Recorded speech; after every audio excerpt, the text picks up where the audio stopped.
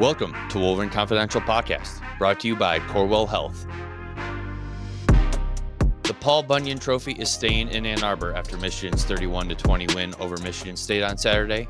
We break it all down ahead as Michigan improves to 6-2 and keeps its Big Ten title and college football playoff hopes alive.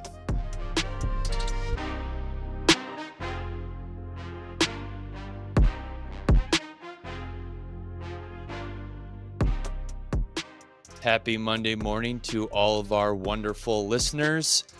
First off, to all of the Andrew Kahn fans out there, don't worry, he will be back next podcast, but for now you'll have to endure just Aaron and I.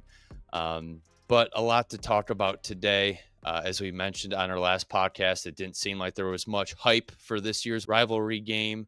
That kind of seemed evident by how easy it was for us getting into East Lansing and getting to our parking spot. It was the easiest commute we've ever had on game day, it felt like.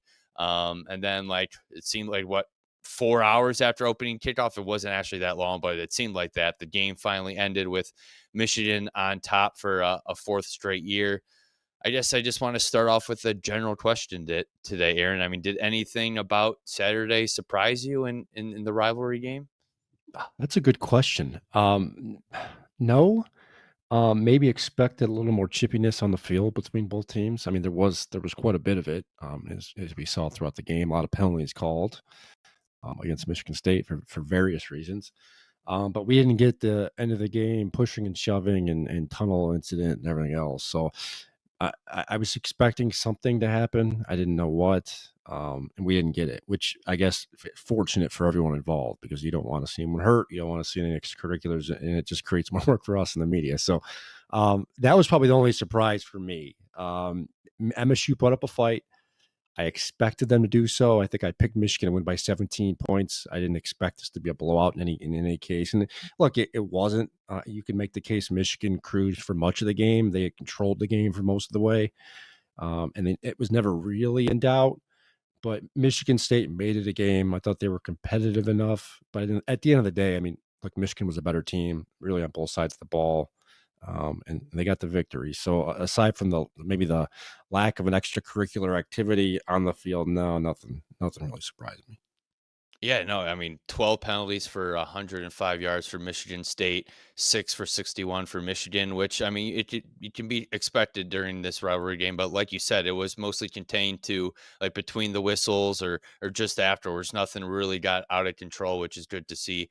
I rewatching the game, though, Michigan maybe did get away with a couple call, especially pass interference calls. It seemed like Ernest Hausman and Zeke Berry both could have been called in the first half, which started off pretty efficient for Michigan. I thought, once Michigan scored on 2 of their first 3 drives to go up 10-0, I thought, this could actually be a blowout, because MSU didn't even have a first down at that point.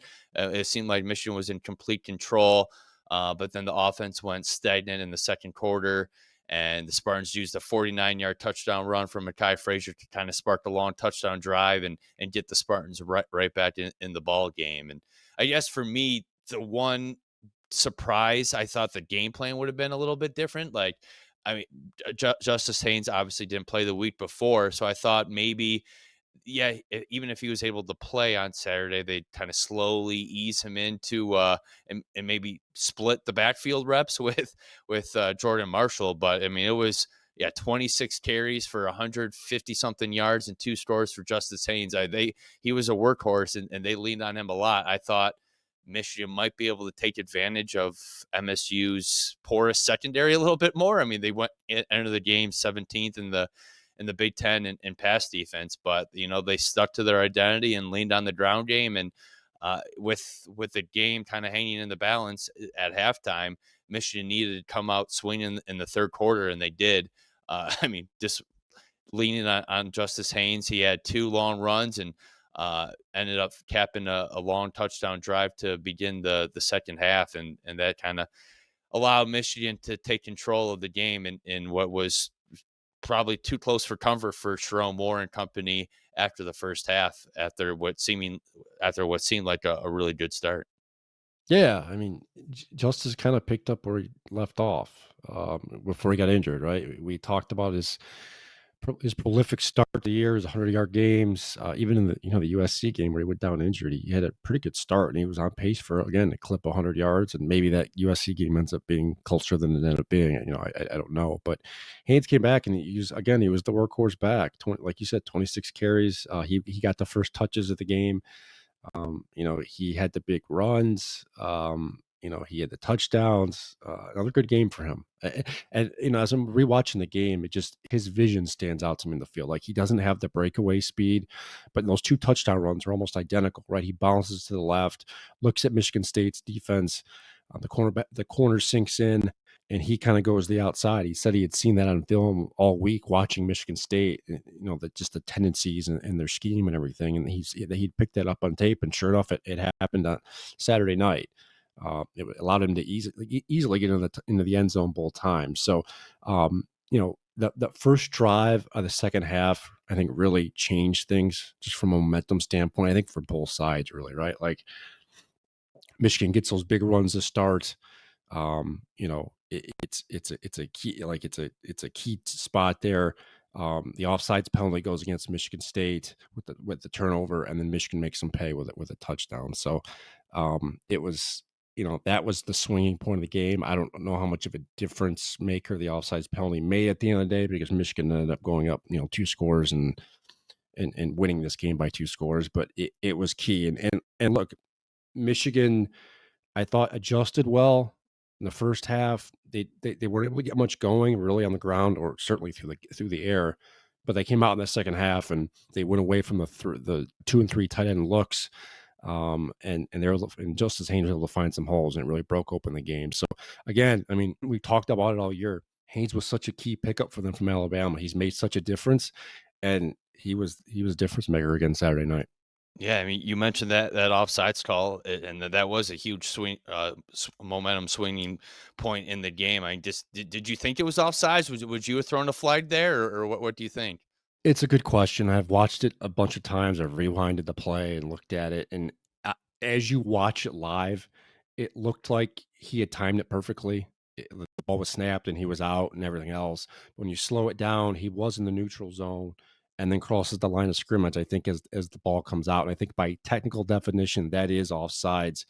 Now, the issue here is, like, if you're an official live watching this, and if you notice too that the flag came out late, like the fumble happened, the turnover happened, and then it seemed like the flag got called. And part of me wonders if the officials saw that happen live and was waiting to see the play develop. And the player, I think was it 14 at number 14 for Michigan State. I don't know the name off the top of my head, but he was the one that ended up making the play and forcing the sack. So I'm wondering if, because he made the play and he quote unquote had the advantage with the offsides, the quick get up.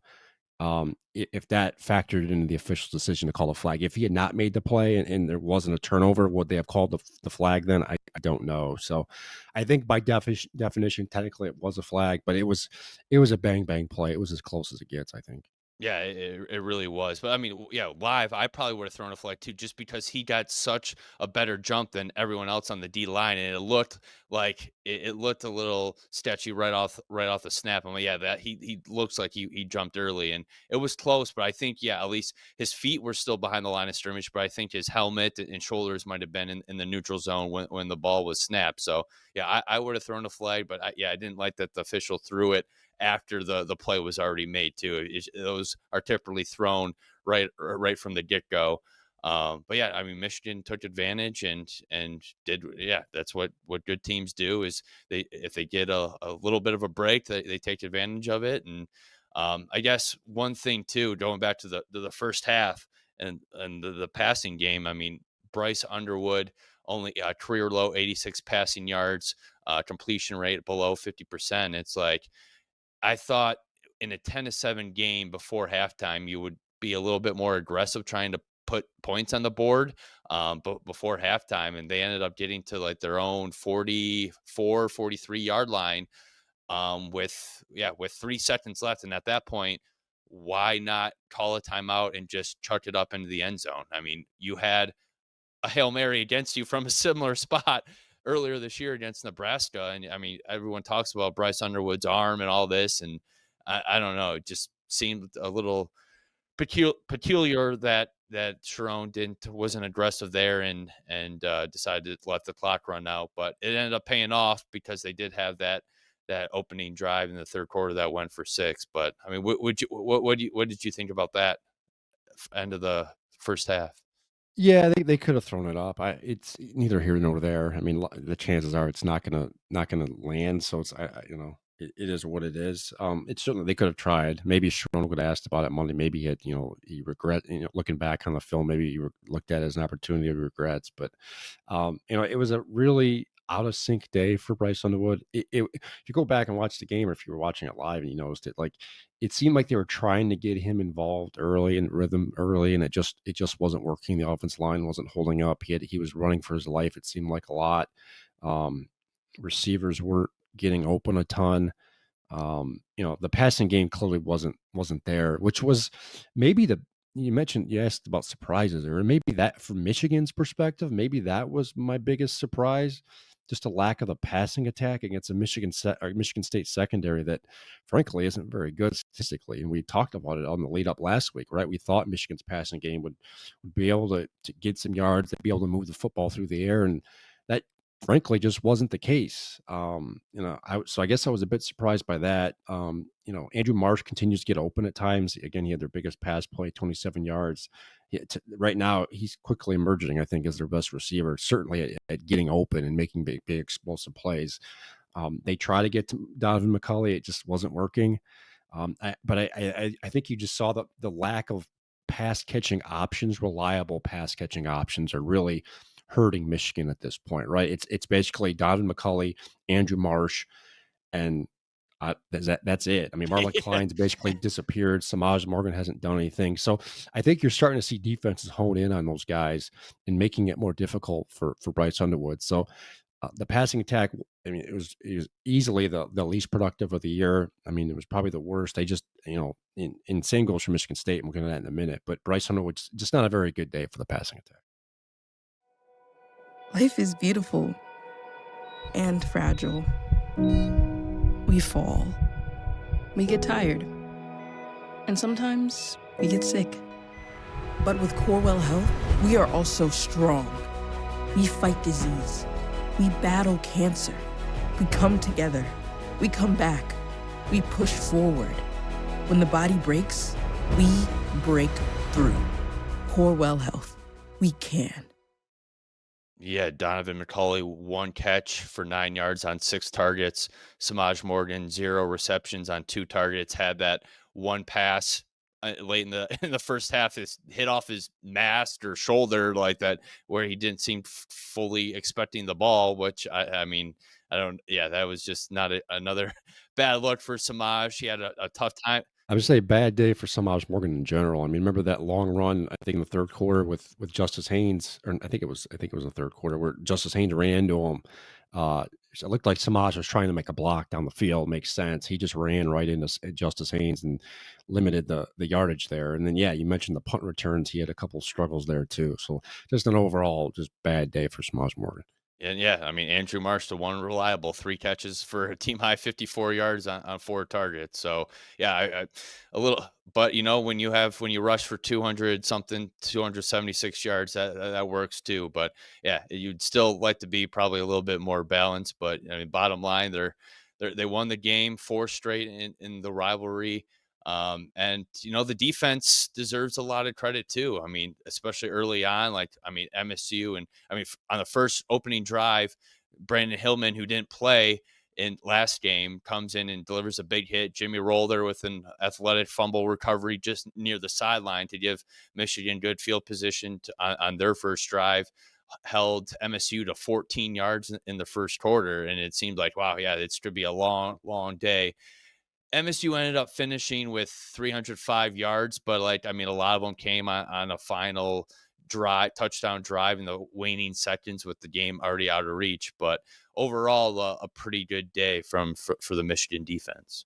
Oh yeah, I thought it was another exceptional, I think, performance from Michigan D, yeah, especially after that clunker against USC a few weeks ago. We talked about Bryce Underwood being out of sync, Aiden Childs and the Michigan State passing attack was again out of sync all game. I think 4 of 13 in the first half for like 30 yards or something like that passing for the Spartans. Aiden Childs, he was running for his life too. The Michigan State offensive line wasn't holding up. They weren't playing particularly well.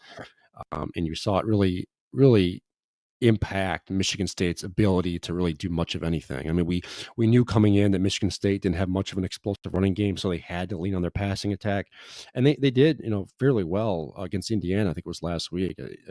Childs played relatively well. They were able to move the ball on occasion through the air. That just wasn't the case on Saturday. Jair Hill did a good job, I thought, on Nick March.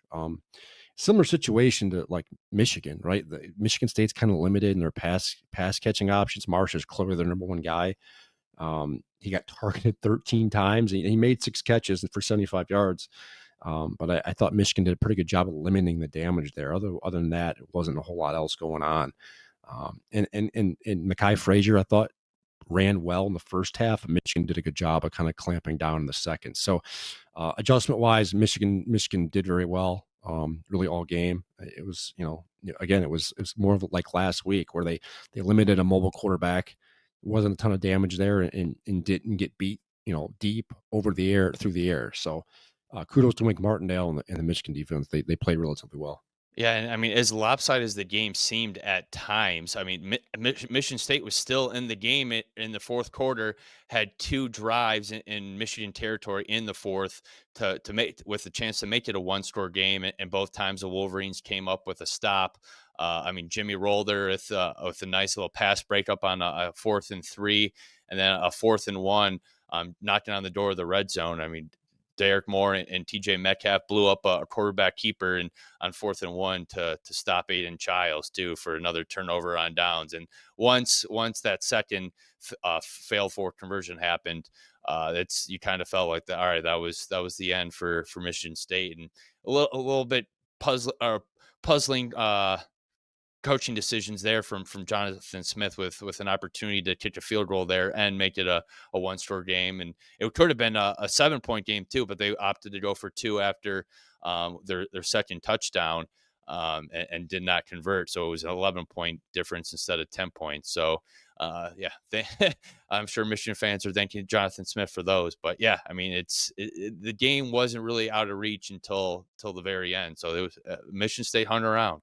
They did, and that's what tends to happen in these games. Whoever's favored or the underdog, it seems like the underdog always hangs around. That's the nature of the rivalry, right? These are 2 Big Ten teams. There's a lot of emotion involved here, and look, quite frankly, Michigan State was a desperate team. I mean, they're struggling right now. They've lost 5 straight, not playing. They're winless in the Big Ten. A lot of heat on Jonathan Smith that we talked about last week in East Lansing. Not a lot going right there. So they were doing everything they can to try and win this game, and they made it entertaining. I will say that I will say this: rewatching the game afterwards was almost more entertaining than taking it in live. I don't know why. It almost the game had everything. Like it wasn't like a really entertaining game, but it was there was some chippiness. There was a lot of mistakes made. You didn't know what was going to happen next. So it was from a television presentation. I thought it was pretty entertaining. Well, yeah, you could fast forward through all the commercials. I mean, the first half seemed like a slog because it was 3 and outs and the kick it a punt away, and then go to commercial break for 3.5 minutes, and it's like, my gosh, like this, let's get a sustained drive going here, just so a little bit more of the clock can run out, so we're not here till 3 in the morning, and it not mattering because we were anyways. But yeah, no, I agree, and so I want to talk a little bit about Jimmy Rolder a little bit more too, because it was a career day from him. 10 tackles, 2 for loss, a sack. That had that fumble recovery. What do you make of his performance and how he fit into this Michigan defense in this game? Yeah, and he had the key tackle breakup on that 4th down. He didn't get credit for in the box score. I think they gave it to Jayshon Barham. I think they thought he tipped the ball or something, but Rolder didn't get credit for that either. But no, he was excellent. I think he missed 1 key tackle on one of the runs there in the first half. other than that, he played well. I mean, like you said, he led the team in tackles. He was all over the stat sheet. I mean, he made several of those key plays in key situations. He was really coming into himself. And he's a senior. He's a fourth year guy. He's been around a while. He's played a lot of football, but he hasn't played a lot of meaningful football. And this has really been the first year where he's been able to do so. And getting some starts, he's playing a lot more. Cole Sullivan went down to injury in the middle of the game, so that forced Jimmy and obviously some of the other linebackers they just had to play more snaps on Saturday. So it put Rolder on the field more, but he answered the bell. Kudos to him. He's one of those guys. And we've seen this in the past, right? With past guys that hung around a while. Thinking of like a Josh Ross, guys that have been the program guys. They hung it here. They Michael waited to Barrett. turn themselves. Yeah. Michael Barrett, yeah. I mean, there's a lot of those guys that every year it almost seems like, and Roller might be that guy this year. And we've talked about it the last couple of weeks. Wake Martindale's been. He's emphasized the linebackers in this defense. They've become a huge part of this defense this year. And it makes sense. And Roller got to flash his skill set Saturday night. All right, yeah, big picture stuff now. Michigan 6-2, 4-1 in the Big Ten, moving up to number 21 in the AP rankings. And now, I mean, we're starting to get a little bit more clarity on the Big Ten title race. You have Indiana and Ohio State still undefeated in overall end in Big Ten play. Oregon, Iowa, Michigan, and USC both with one conference loss. And so, I mean, it's probably going to come down to one of those 7 teams. For a conference title. And like we've said before, Michigan has a pathway to finish with, at least go into that Ohio State game with 2 losses and a shot at making the playoff. And I know you wrote about this today. Michigan's bowl eligible, but as of right now, out of the kind of the playoff field. But give us kind of the lay of the land of where Michigan stands compared to the rest of the Big Ten and the country right now. Yeah, they're right on the cusp. The early poll projections have Michigan right down the Citrus Bowl. I'm talking like every projection out there, which is the top Big Ten bowl, not in the playoff.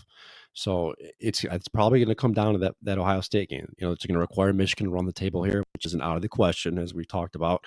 They got Purdue on Saturday, a game they're I think a 21-point favorite to win, and then after that Northwestern Maryland. So they could conceivably be 9-2 going into that Ohio State game at the end of the year. Now the question then becomes, what's their resume look like, and where do they fall in the college football playoff rankings? We have not gotten a CFP ranking just yet. The first one is due out next Tuesday, November 4th. So it'll be after the Purdue game. Assuming Michigan wins Saturday, they'll be 7-2. They're playing better football. I'm assuming they'll be in the rankings, just no matter where they're going to be. So, right now my assumption is they're going to have to run the table, and that includes beating Ohio State to get into the playoff. It's tough to get in there with 3 losses. And look, I'm not ruling it out. It's certainly a possibility. Michigan wins out and then lose to Ohio State, and they could still get in. But you don't want to put your fate in the playoff committee's hands when they're debating resumes, right? Because right now Michigan's resume, quite frankly, isn't anything extraordinary. They don't really have a really good win. Their 2 losses were against quote unquote ranked teams. Oklahoma's not looking as good as they did then. So I don't know. Michigan's going to have a shot. This is right where we all had them at the beginning of the year, right? When we did our preseason predictions, I think all of us had 9-3 and just missing the playoff. And that's about right where they're at right now. So run the table is the best case scenario. That's what you want to do. Now we got to see if it plays out or not. Yeah, I mean, I could pretty much say for certain that Michigan does not get in with 3 losses with their resume. I mean, they haven't beaten anybody that good this year. I mean, yeah, like what? So we'll see what happens. But just even there's still a lot of 1-loss teams in the race, and a lot of teams ahead of them, at least in the AP poll. So I assume the playoff poll would be pretty similar to there.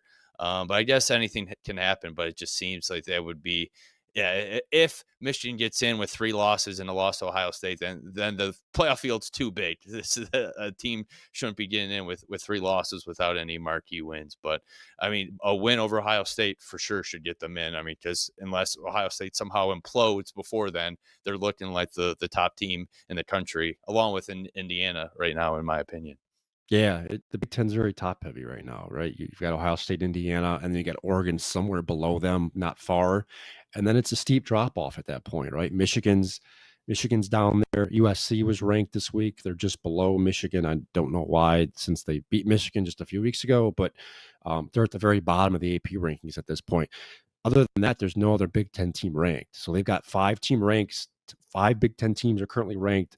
3 of them in the top 10, and that's it. So, barring some type of like total like chaos here down the stretch where you see losses and it gets muddied.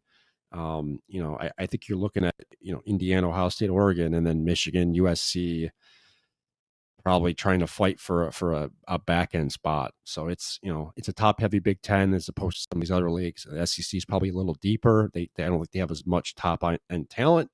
And then you got the Big 12 and the ACC fighting for some of those other spots. Well, that'll wrap up our football talk today. Quick note on the hockey team. Just a heavyweight early season matchup or 2-game series against Western Michigan last week, 2-versus-3 matchup, and covered Thursday night's game at Yost, Michigan, with a 4-0 victory. Just a fantastic hockey game. I mean, the first 2 games I covered at Yost this year were against Mercyhurst and Robert Morris, 2 teams that are expected to be 2 of the worst teams in Division One. Michigan won both those in a blowout, but this was a good litmus test for the Wolverines. And on Thursday they played really well. Shutout for Jack Ivankovic. Just a 7-0 start, but then lost 5-2 in Kalamazoo on Friday, their first loss of the season. But yeah, I mean, 7-1 start, a split against the defending national champions. Nothing to be ashamed of. And yeah, this team it's a lot deeper than last year, it seems like. They still got some high end skill, and so off to a really good start. And it will be interesting to see how things go as they enter Big Ten play this upcoming week against Notre Dame on the road. That will do it for this episode of Wolverine Confidential Podcast. Thanks for listening, and we'll talk to you later this week.